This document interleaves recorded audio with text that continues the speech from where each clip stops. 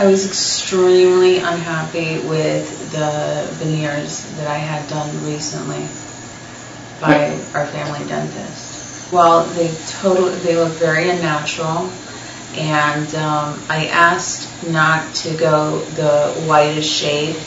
I wanted an OM3 shade, which is a couple of shades darker than the whitest shade.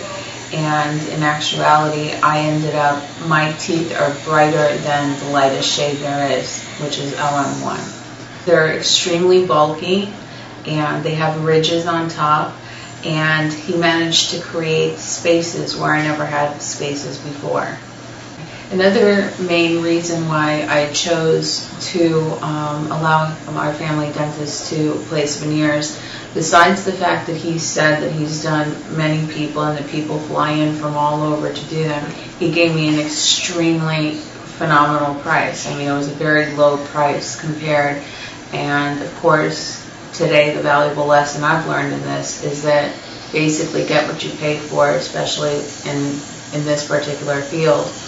But at this point, I feel like, I should have maybe done a little bit more homework and asked to have spoken, perhaps, to people that he has done veneers for and not just taken his word on it. Did he have any photos, before and after photos to show? Very few. And, now in hindsight, compared to the photos that I've seen with Dr. Pohl, I realized they were not very good photos. We did not discuss any pros and cons when it came to veneers, but he did tell me that the types of veneers that he places require no prep on top, and that they would just, fit snugly over my natural tooth shape. And today, now that I've done more research, I realize that that's not the case. It took me having to leave the office extremely upset on one occasion because of the spaces that I have on my lower teeth, again, which were never there prior to getting veneers placed on them. And I ended up having to call the office crying and, explaining that, to get personal here, I hadn't cried like that. My husband passed away a year ago, and I was more upset leaving the dentist's office than I had been in the last few months. And at that point, after he heard that I'd been crying and was upset, then he agreed to get me in that week to get to bond the spaces, which, by the way, I still have those spaces there.